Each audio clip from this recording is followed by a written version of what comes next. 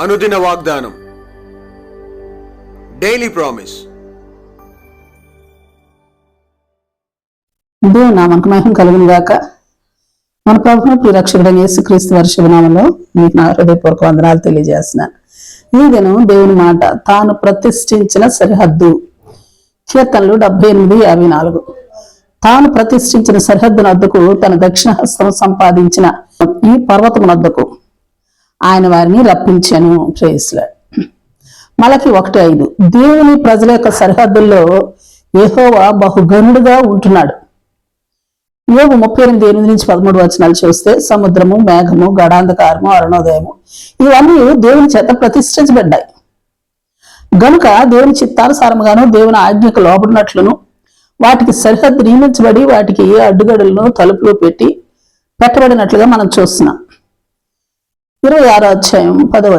దేవుడు వెలుగు, చీకటులను, జలములను ప్రతిష్ఠించాడు గనుక వాటికి సరిహద్దులు నియమించబడ్డాయి. అందువలన అవి హద్దులు దాటకుండా ఆయన ఆజ్ఞకు లోబడుతూ ఉంటున్నాయి. కీర్తన 74:13-17. సముద్రము, జలములు, నిత్యము ప్రవహించిన నదులు, నీటి బుగ్గలు, పగలు, రాత్రి, సూర్యచంద్రులు, భూమి, చలికాలము, వేసవికాలము వీటన్నిటినీ దేవుడు తన నియామకంలో ఆయన కొరకు ప్రతిష్ఠించి పెట్టాడు గనుక వాటికి సరిహద్దులను నియమించినాడు. గనుక అవన్నీ ఆయన ఆజ్ఞకు లోబడుతూ ఉంటున్నాయి. కీర్తన 104:2 నుంచి కొన్ని వచనాలు పరిశీలించినట్లయినా, వెలుగు, ఆకాశ విశాలము, జలములు, మేఘాలు, వాయువులు, అగ్నిజ్వాలలు, భూమి, అగాధ జలములు, కొండలకు పైగా నిలిచిన నీళ్లు, పర్వతములు, పల్లములు, కొండ లోయలు, నీటి బొగ్గలు, తన గదుల్లో నుండి కొండలకు ఇవ్వబడిన జలధారలు వీటన్నిటినీ తన కొరకు ప్రతిష్ఠించినాడు. అందువల్లనే అవి దాటలేని సరిహద్దులు వాటికి నియమించబడినట్లు మనం చూస్తూ ఉన్నాం. అద్భుతమైన విషయం ఏమంటే, దేవుని ప్రతిష్ట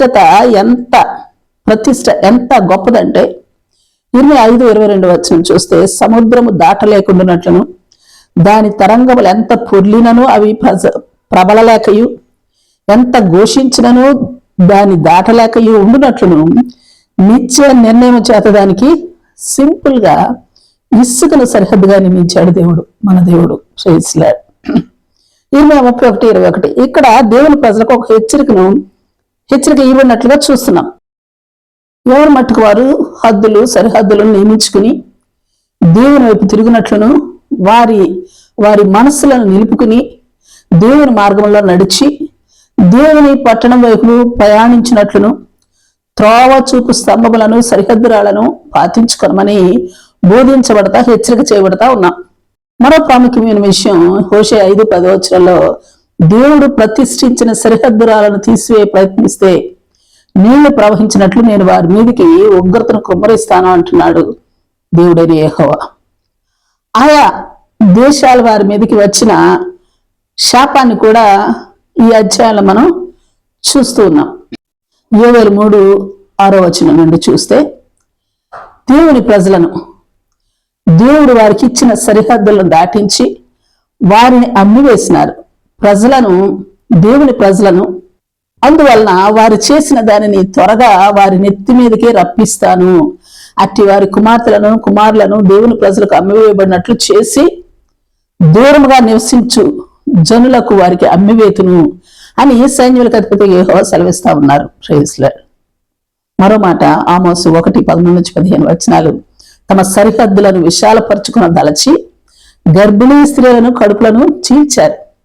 అందును బట్టి వారు చేసిన దోషమును బట్టి నేను వారిని తప్పకుండా శిక్షిస్తానని చెబుతూ వారి యొక్క ప్రాకారం మీద అగ్ని రాజబెడతాను. సుడిగాలి వీచినప్పుడు కలుగు ప్రళయం వలె వారి నగరాలను దహించి వేస్తుంది. వారి రాజులను, అతని అధిపతులను అందరూ చెరలోకి కొనుపోబడతారు అని యెహోవా దేవుడు సెలవిస్తా ఉన్నారు. ఇంకను 6:2 నుండి చూస్తే, ఎట్టి గొప్ప రాజ్యములు అయినప్పటికీ, వాటి సరిహద్దులు ఎంత విశాలమైనప్పటికీ, ఉపద్రవ దినము బహు దూరమున ఉన్నదనుకుని అన్యాయపు తీర్పు తీర్చటానికే వారి మధ్య బలిపీఠం స్థాపించారు. అట్టివారు చేసిన చెడ్డ పనులకు అట్టి వారికి దేవుడు తీర్చిన తీర్పులను ఈ అధ్యాయంలో మనం చూడగలం. అయితే దేవుడు ప్రతిష్ఠించిన దేశము, దేవుడు దీవించిన దేశం యొక్క సరిహద్దులు ఎలా ఉంటాయోనన్న విషయం యెషయా 60:18 చూస్తే, పాడు అన్న మాట గాని, నాశనం అన్న మాట గాని, బలాత్కారం అన్న మాట గాని వినబడదు. రక్షణే ప్రాకారములని ప్రఖ్యాతి నీతి నీ గుమ్మములని నీవు చెప్పుకునేలా ఉంటాయి. ఇది దేవుడని యెహోవా సెలవిచ్చిన మాట. Praise Lord. ప్రార్థన చేసుకుందాం. ప్రేమ నమ్మకం కలిగిన మా పరలోకపు తండ్రి, నీ పరిశుద్ధ నామానికి స్తుతులు, స్తోత్రాలు దేవా.